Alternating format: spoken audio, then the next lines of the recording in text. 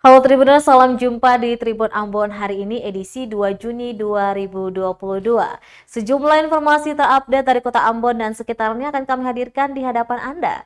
Bersama saya Tanita Patesina, kita mulai dengan berita pertama. Tak ada BBM jadi alasan truk mengangkut sampah di Kota Ambon sempat berhenti beroperasi. Pengangkutan sampah kembali normal dari Kota Ambon ke tempat pembuangan akhir TPA Toisapu, Le Timur Selatan.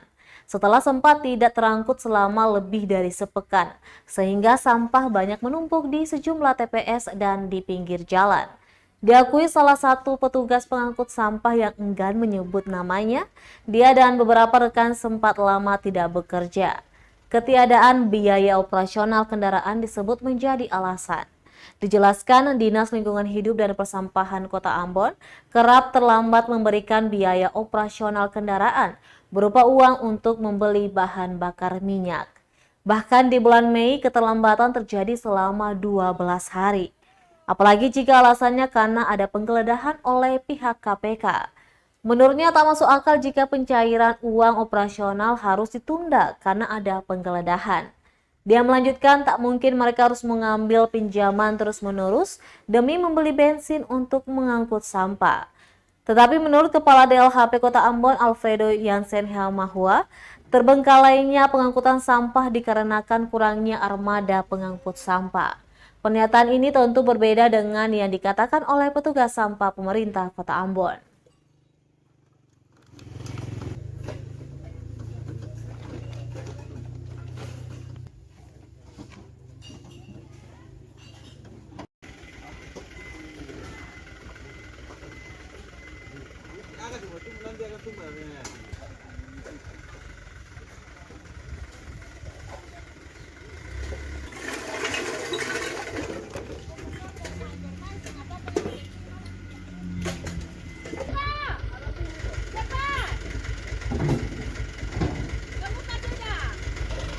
Oh, permisi.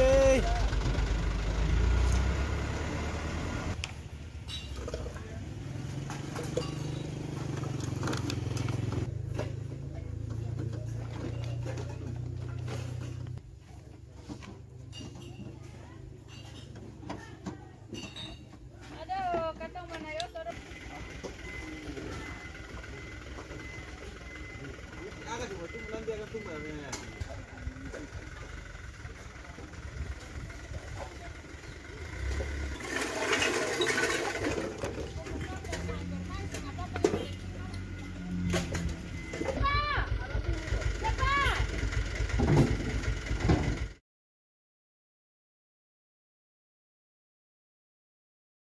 Ditertibkan. Dinas Perindustrian dan Perdagangan Kota Ambon akan kembali menertibkan para pedagang bandel, terutama bagi yang sudah mendapat tempat namun masih berjualan di badan jalan pasar dan terminal Matika Kota Ambon. Kepala Dinas Perindustrian dan Perdagangan Kota Ambon, John Slarmanat, mengakui pedagang sudah menyalahgunakan terminal yang seharusnya berfungsi untuk menurunkan dan mengangkut penumpang. Namun dia memastikan akan menertibkan para PKL di Terminal Mardika dan juga di sepanjang badan jalan. Lanjutnya, sebelum penertiban telah diberikan 2 kali surat pemberitahuan kepada para PKL. Bahkan telah diberi kelonggaran pada bulan Ramadan lalu. Sebelumnya sejumlah supir angkot juga resah dengan kondisi Terminal Mardika Ambon saat ini. Menurut mereka, Terminal Mardika Ambon kini telah beralih fungsi, di mana para sopir angkot sudah sangat merasa terganggu dengan aktivitas pedagang di dalamnya.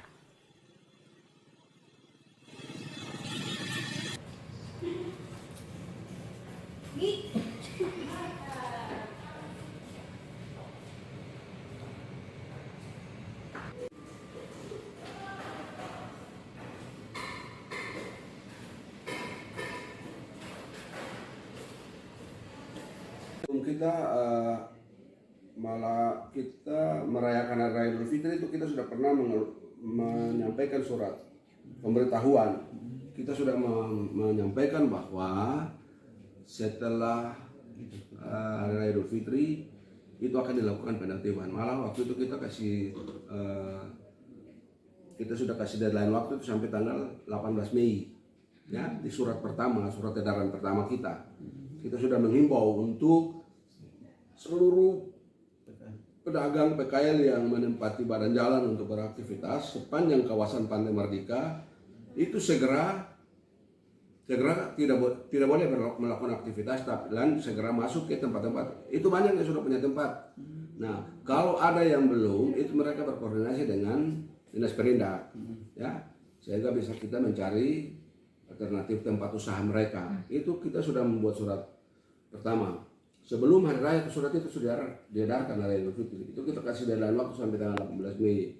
Nah, setelah tanggal 18 Mei setelah itu kita melakukan surat kedua. Kita juga sudah menyampaikan juga surat kedua, ya.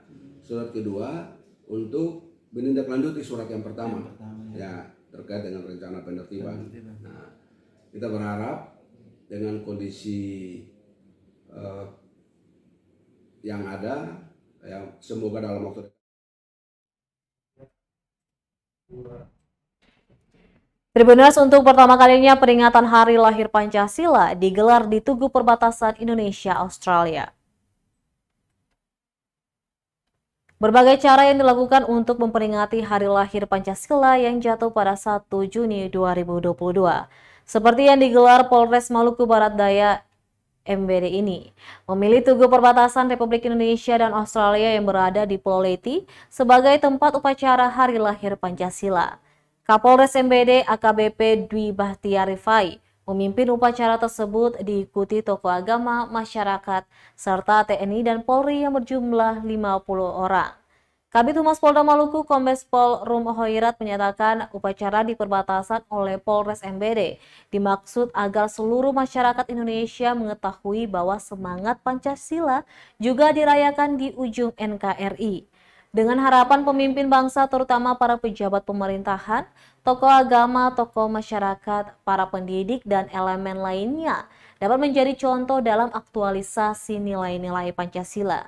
Untuk diketahui, upacara di perbatasan Republik Indonesia dan Australia ini baru pertama kali diselenggarakan selama Indonesia menjadi negara merdeka.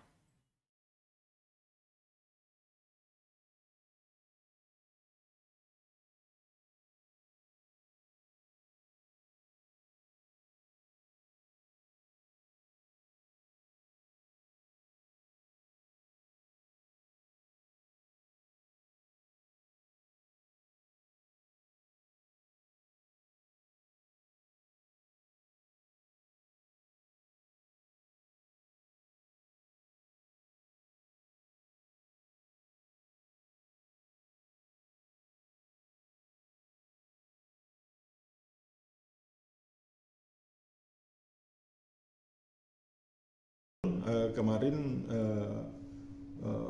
Polres Maluku Barat Daya melaksanakan upacara memperingati hari lahirnya Pancasila di Pulau Leyte, tepatnya di Tugu perbatasan antara Indonesia dengan Australia. Ini dan upacaranya berlangsung cukup hikmat, dihadiri oleh tokoh-tokoh masyarakat dan tokoh agama serta tokoh adat setempat. Ini sekaligus untuk menanamkan nilai-nilai Pancasila kepada masyarakat.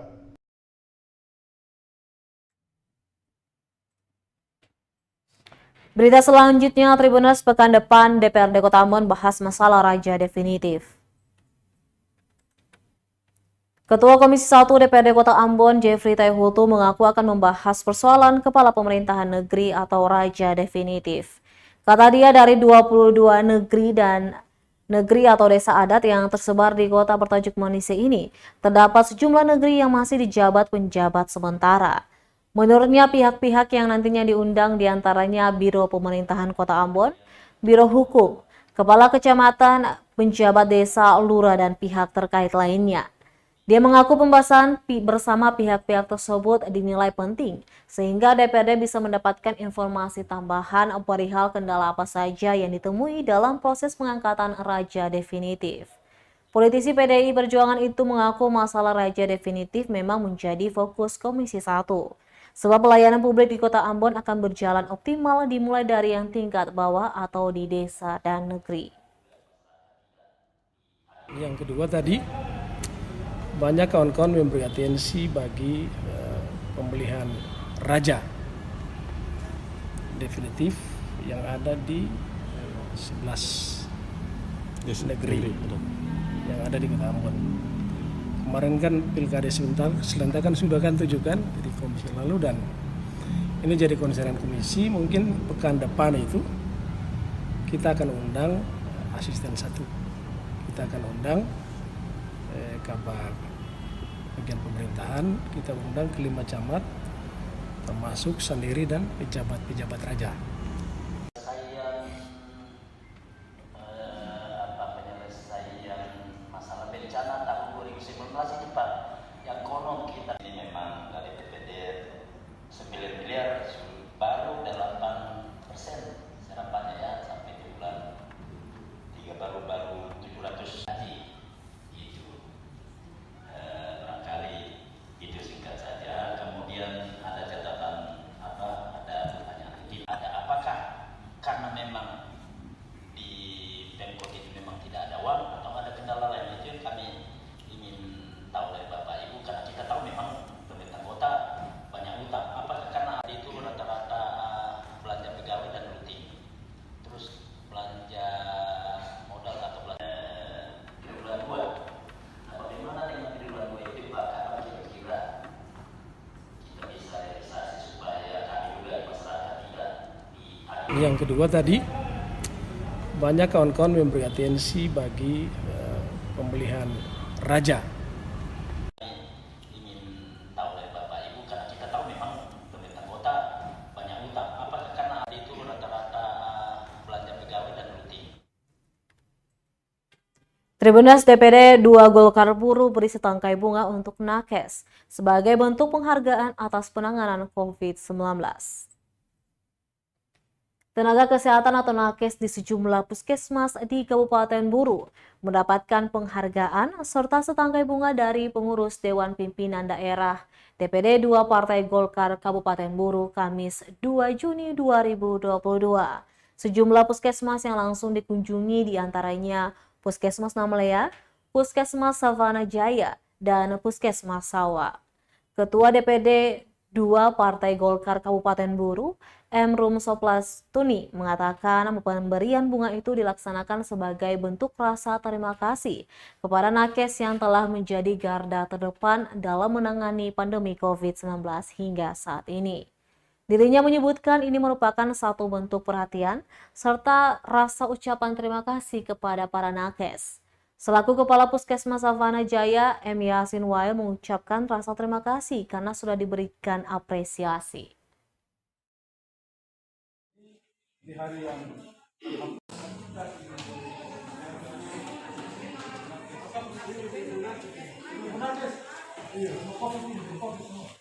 Pak Kepala Puskesmas Diadi dan teman-teman atau dari DPD tenaga kesehatan.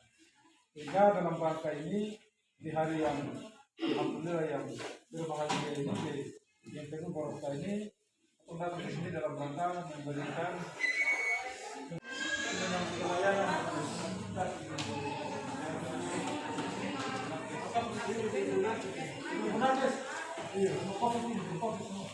Pak Kepala Puskesmas Diadi dan teman-teman atau dari DPD Golkar Kabupaten Buru. Alhamdulillah pada hari ini di sini tanggal 2 Juni saya bisa turun di sini dalam rangka ada kegiatan partai yaitu penyerahan setangkai penyerahan bunga sekitar 30 lebih bunga kuning yang kita persilakan. Kegiatan hari ini yang dilaksanakan dari DPD 2 Partai Golkar seperti apa?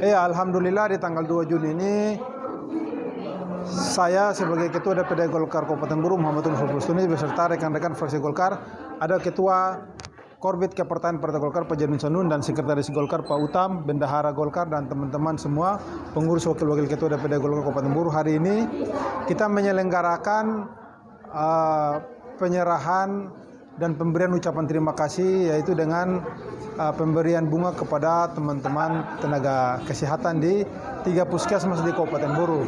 Itu Puskesmas Namlea, Puskesmas Savana Jaya, dan insya Allah sebentar di Puskesmas Liliali. Ini adalah satu bentuk perhatian kita, rasa ucapan terima kasih kita terhadap teman-teman kesehatan, teman-teman garda terdepan terkait dalam penanganan pandemi COVID-19. Karena ini kegiatan ini adalah kegiatan yang secara Nusantara diselenggarakan dan perintah dan arahan dari Ketua Umum Pak Erlangga Hartarto dan arahan dan perintah dari Ketua DPD 1 Pak Ramli Ibrahim Musugio untuk seluruh wilayah di Nusantara dan Maluku kita memberikan penghargaan dan ucapan terima kasih dalam bentuk secerca bunga untuk rasa terima kasih kepada teman-teman tenaga kesehatan mulai dari tingkatan pusat, provinsi sampai kabupaten kota.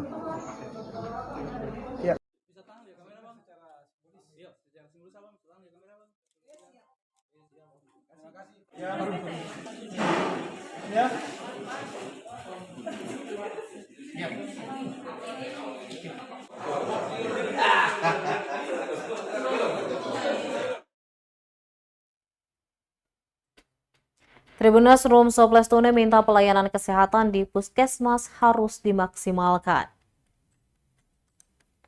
Ketua DPD 2 Partai Golkar Kabupaten Buru Emrum Soplestuni meminta sejumlah puskesmas agar meningkatkan pelayanan kesehatan di daerah tersebut. Hal ini ia sampaikan saat menggelar pemberian setangkai bunga sebagai bentuk penghargaan dan ucapan terima kasih kepada tenaga kesehatan di sejumlah puskesmas di Kabupaten Buru Kamis 2 Juni 2022. Dirinya mengungkapkan kinerja nakes dalam penanganan COVID-19 di Kabupaten Buru harus diapresiasi karena hingga saat ini masih melayani masyarakat. Senada dengan itu, Kepala Puskesmas Sawa M. Bustamin Samal mengatakan sangat berterima kasih karena pengurus DPD 2 Golkar Buru sudah meluangkan waktu untuk memberikan apresiasi. Menurutnya, melalui apresiasi dari seluruh pengurus DPD 2 Golkar Kabupaten Buru serta masyarakat sehingga vaksinasi COVID-19 bisa mencapai target. Ya, dengan adanya kegiatan ini harapan daripada DPD Golkar terkait dengan segala aktivitas dari nakes seperti apa?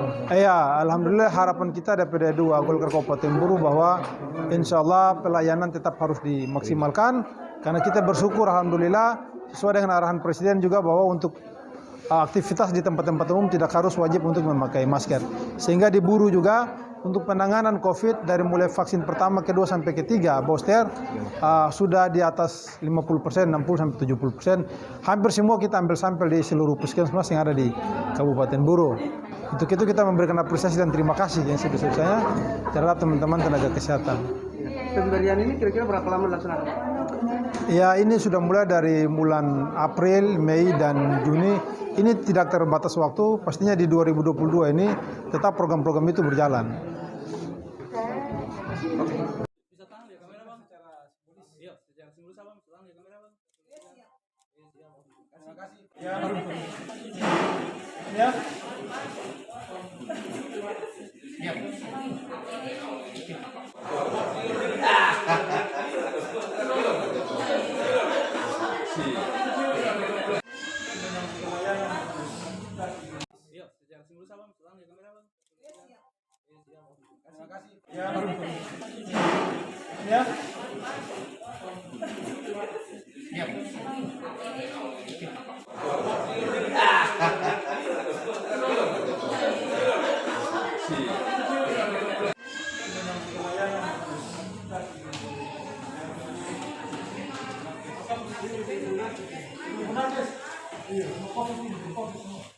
Pak Kepala Puskesmas Liliali dan teman-teman ketua dari DPD Golkar.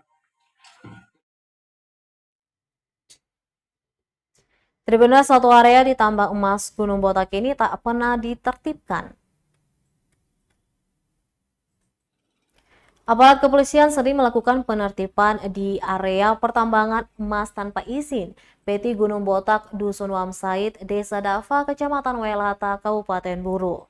Namun ternyata ada salah satu lokasi di kawasan itu yang tak pernah tersentuh aparat, yakni di Tanah Merah.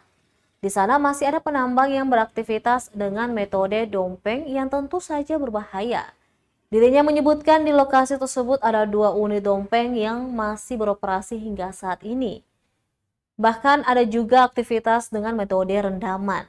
Diketahui sebelumnya warga Wawali, Kecamatan Leksula, Kabupaten Buru Selatan, Teddy Nacikit, tewas tertimbun longsor di lokasi tersebut pada Minggu 29 Mei 2022 kemarin. Paur Humas Polres Pulau Buru, Aibda Jamaluddin, mengatakan aktivitas penambangan di kawasan Gunung Botak itu dilaksanakan secara sembunyi-sembunyi, sehingga katanya tidak diketahui oleh pihak keamanan dari kepolisian yang melaksanakan pengamanan pada lokasi tersebut.